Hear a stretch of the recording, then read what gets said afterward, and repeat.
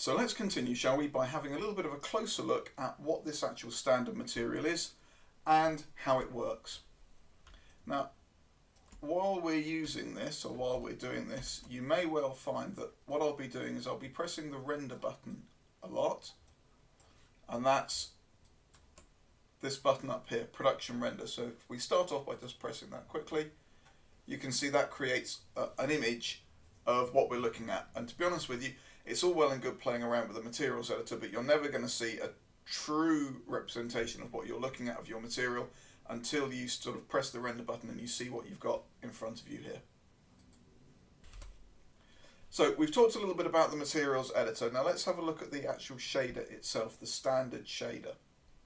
So we'll start looking at the shader basic parameters, shall we? And really you'll see the first thing here is the type of shader, and the first one we've got is a blend.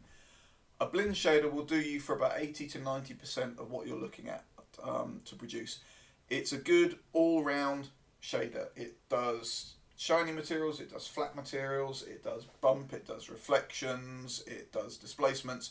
So pretty much it's a good shader for doing all that kind of thing. The highlight it gives is a circular highlight. Reason why I mentioned that? Well, you'll see above it we've got one called Anisotropic, and really what that is I'll need to increase these values here. You can see with, if I increase the anisotropy, that's an anisotropic shader. It gives a very, very long highlight, thin highlight, very much like the type that you would find on Chrome. If I change this back to Blin, you'll see that my Blin highlight is very much a circular one, so that's a good all-round standard shader there. Metal shaders, don't really like them very much. They're supposed to be for reproducing metals, but they never really work very well. A metal shader, a multi-layer shader rather, that's quite interesting because it gives you two layers of anisotropy. We've got one layer that goes that way, and if I increase this and then I increase the anisotropy this way, we should be able to see, although it doesn't show, yeah, we can either make that very wide or very narrow. So we're going to end up with highlights that go in two directions, which is really rather quite cool. An Oren-Nair blend is very much like a blend material, but it's a lot flatter. Yeah, so this is for much more things like dirts, sometimes bricks. I've had strange results using this with brick though, so I tend to use it for just dirts and stuff like that. Phong, very, very good for shiny materials, so glasses, plastic, stuff like that.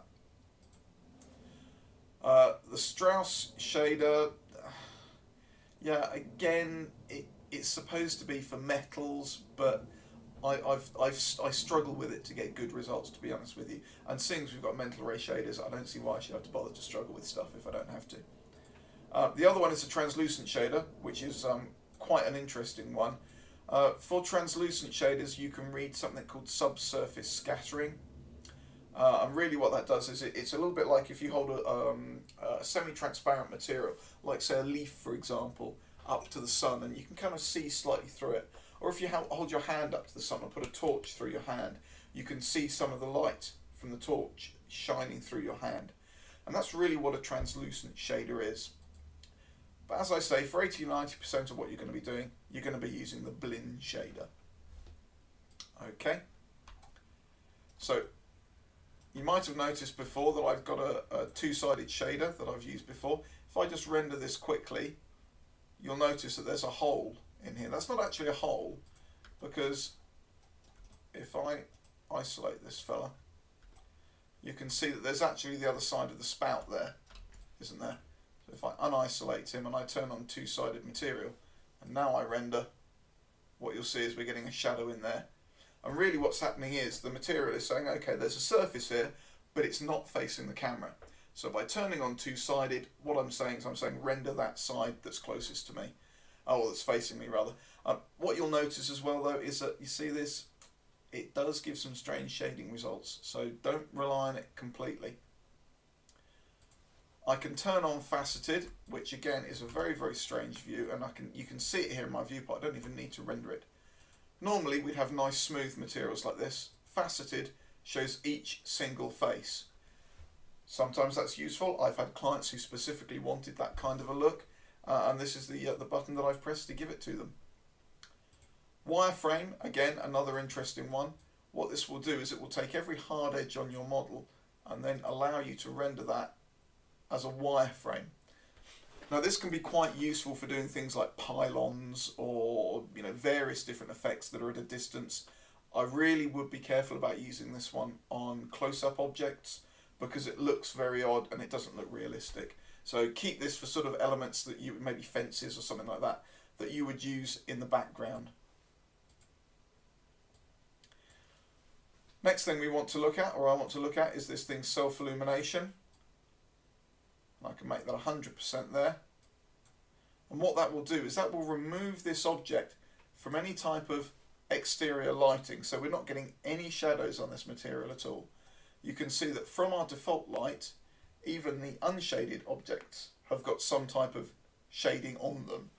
Whereas this has been completely removed from all lighting and shading calculations by saying that it will emit its own light. And of course that's being emitted over every face evenly, which means you're not going to get shadows. When you start using programs, or when you start using renderers like Mental Ray, what you will find is that this type of self-illumination actually transmits light into the scene.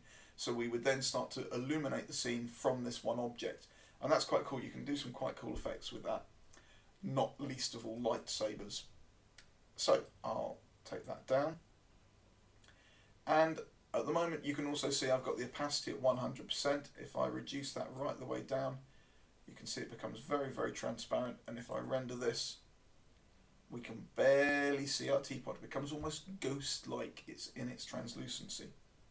We'll talk a little bit more in a moment about how we mask off areas for bump mapping, but basically that's just your opacity map. If I want to make this shiny, I can do. You see there's my specular highlight level, that's how shiny it is.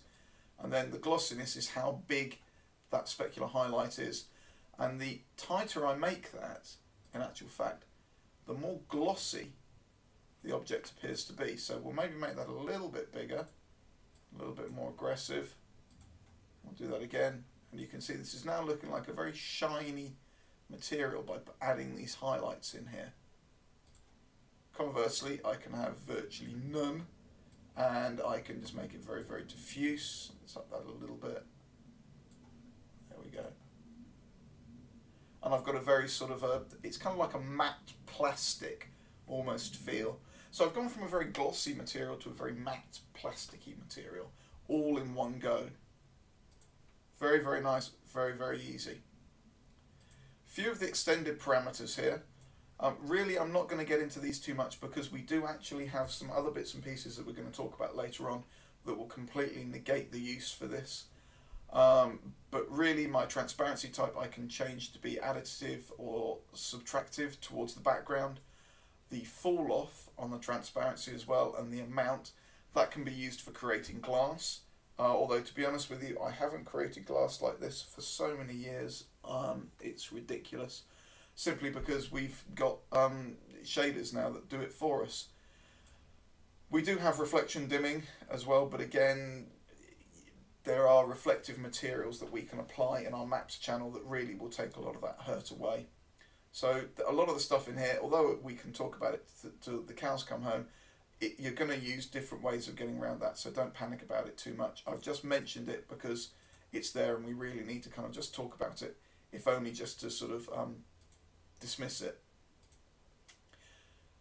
Supersampling is to do with anti-aliasing of materials. So if I've got a material that's got a lot of fine detail in it, obviously I want that to be anti-aliased as much as possible. At the moment we've got this use global settings, so that will take its cue from the renderer. And to be honest with you, 99.9% of what you're going to do, it's absolutely fine to leave it as it is. Maps. Now these are interesting. We've got all our different channels in here, and in our next video we're going to come and start talking about these a little bit more. But bear in mind, this is where we can put our 2D images into our diffuse color channel. I can mask my opacity here, and I can create reflection maps in here as well. So really, We're going to move on to that in a minute, talk about it in a bit more detail, but this is the area under maps where you're going to start adding those 2D texture images into. Things like dynamic properties, really we change these on a per material basis if we're going to do dynamic simulations. And to be honest, we're not going to be talking about dynamic simulations in this section, so we don't need to worry about that so much. Again, DirectX Manager, if you're working with .fx files and you're working in the games industry, you may well be wanting to use either a light map or a metal bump map, and we want to enable the plugin manager there so we can work with DirectX textures as they are natively DirectX textures, and therefore view them in our 3D Studio Max viewport as you would see them in game. Now we can do that as we would see the textures as they would be in game, purely and simply because we're using DirectX as our viewport renderer. Yep. So if we make a material that's a native DirectX renderer and we're viewing it in our viewport that's DirectX, then obviously it follows that that's what it's going to look like in game. So as I mentioned, we've gone through that. That's taking us through sort of our basic standard material and all the different sort of elements of it. What we're now going to do is we'll stop the video here, and in our next section we will be looking solely at these material channels.